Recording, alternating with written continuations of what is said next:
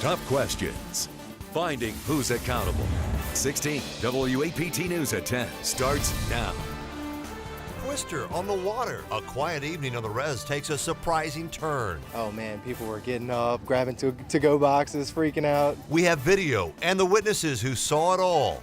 Silence the violence. What happened today after a violent week for the city? Now, your weather first. Quite the scene on the reservoir tonight as we did get that surprise water spout going. We didn't really have any storms at the time, but now on Live Storm Shield 16, we are seeing some action just south of Jackson with some heavy downpours and a little bit of lightning with the cell gradually working off to the southeast. So I'll talk more about how long this rain is going to stick around and have more on that water spout coming up. Thanks a lot, Megan. And continuing tonight with that twister over the res tonight, check it out. It was a tower and it gave eyewitnesses quite a scare. Check out the video coming up here.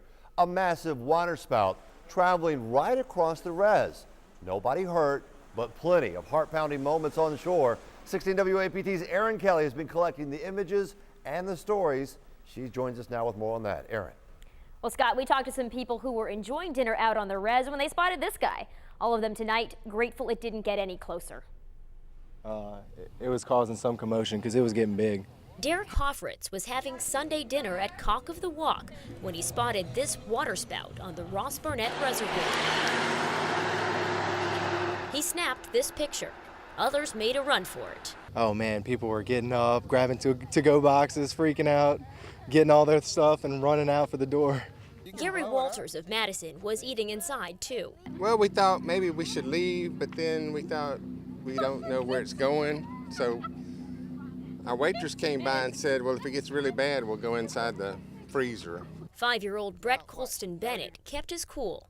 Daddy thought it was turning, like, and it was still turning, and it just went away. Yeah, about 10 minutes or so it went away. Michaela LaFleur admits the water spout made her nervous. I was like, I hope everybody's safe and stuff. I don't want nothing to happen to nobody. It was like a lot of stuff just running through my head. Looked like a big shoulder straw, see the water going up.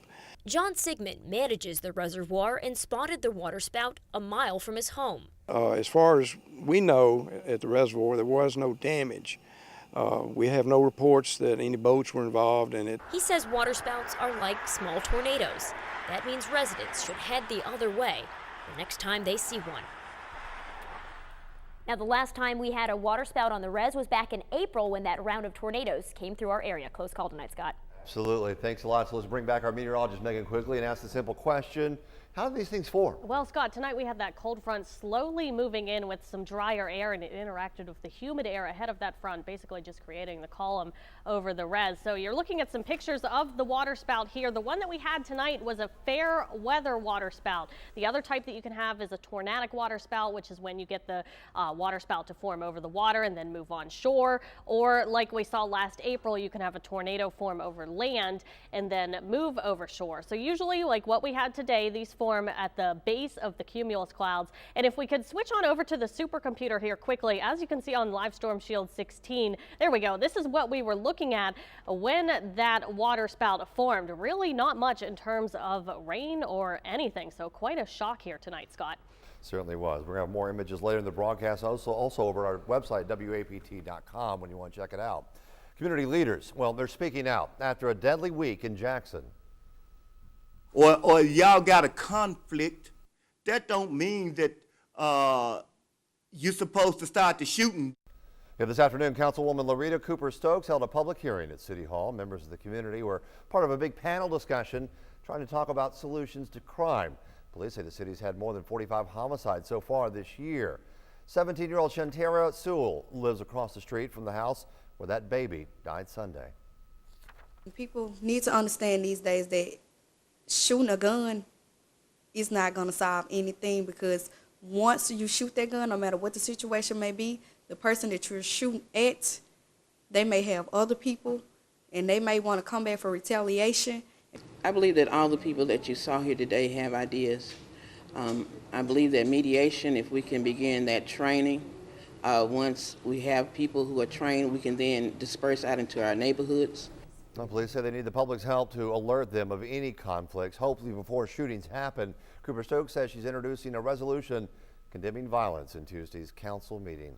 More violence in Jackson on the heels of what was a deadly week. Police say a man was shot 3 times overnight on Bullard Street. He was taken to a local hospital where he's in stable condition tonight. Police still not releasing his name. Investigators say they don't have a suspect or a motive either. Jackson police are looking for the suspects accountable for 2 business robberies Saturday. Investigators say 2 armed men robbed the Pizza Hut over on Bailey Avenue just before 7. Then around 9:30, the Family Dollar on Terry Road was hit. Now, in both cases, the men got away with an undisclosed amount of cash. And right now, police will not say if those cases are connected. Tonight, Jackson police have issued an arrest warrant for a 28-year-old Jackson man wanted for auto burglary, but they say they really need the public's help in tracking him down. As 16 WAPT's Andrew Kinsey reports, police say this is not this man's first run-in with the law. Jackson police want you to take a good look at this man. He's 28-year-old Burton Ferenzo. Right now, he's wanted by investigators. A bench warrant has been issued for his arrest for auto burglary, but police are having a hard time locating him. Detectives say he was last seen driving a blue 2000 Chevy Impala similar to this one with tinted windows and a Mississippi license plate number HUH 582. Now, court records show Ferenzo was already out on bond for an unrelated charge. If you have any information that can help police out, I want you to call Crime Stoppers. In downtown Jackson, outside police headquarters, Andrew Kinsey, 16 WAPT News. So here's that number for Crime Stoppers. It is 601-355-TIPS. The suspect accused of shooting a JPD officer could be in court as early as tomorrow. Christopher Martin charged with 2 counts of aggravated assault after police say he shot Officer Rodney Daniels. Investigators say Daniels and another officer were responding to a call involving a man with a gun, and when they got out of their car, police say Martin fired on him. Daniels was hit in the leg. That 5-year veteran is at UMC in stable condition. Local responders are stepping up their mosquito fighting efforts. The city of Brandon, for example, has doubled the amount of time its spray trucks are spending on the road. They and other cities are also offering larvicide to place in ponds, creeks, or those large bodies of standing water to try and kill the mosquito larvae. Experts say the drought and now all of this rain is just jump-starting the season.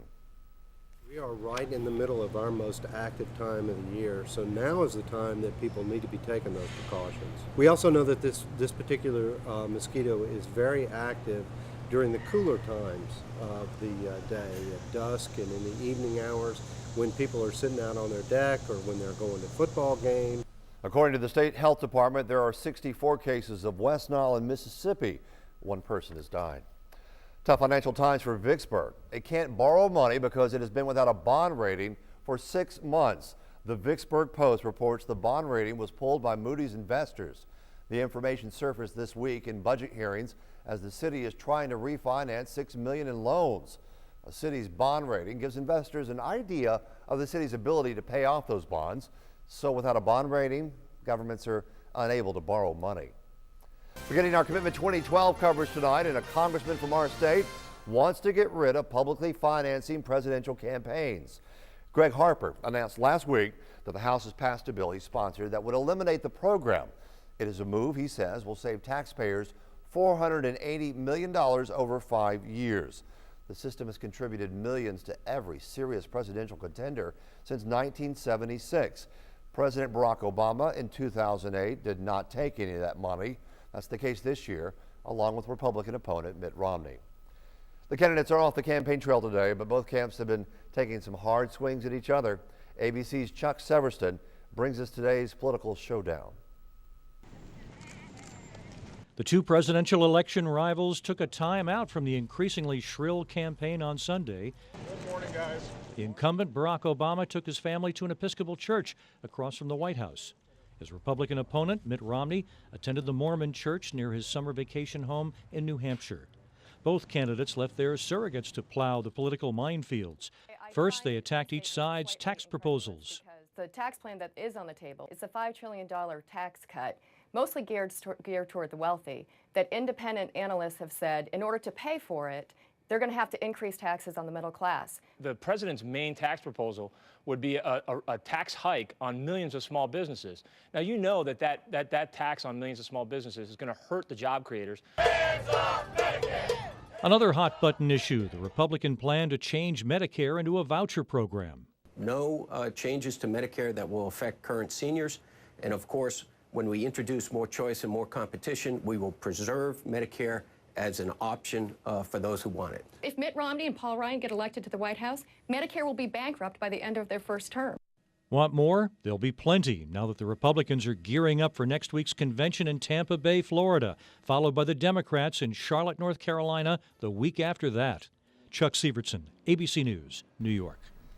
Stay with 16 WAPT and WAPT.com for complete Commitment 2012 coverage, and for more on the candidates and the issues, just log on to our website anytime. A Madison girl will represent Mississippi at the first ever Kids State Dinner at the White House tomorrow. 12-year-old Linda Martinez left for Washington this morning. She is one of 54 kids First Lady Michelle Obama invited to the dinner. Martinez and the others submitted healthy recipes to win their spots. Her winning recipe was Mississippi tacos featuring turkey, carrots, and applesauce. The event is part of Mrs. Obama's Let's Move initiative aimed at stopping childhood obesity. Hundreds of thousands of acres still burning across the West. Hear how one man barely escaped the blaze on his ATV.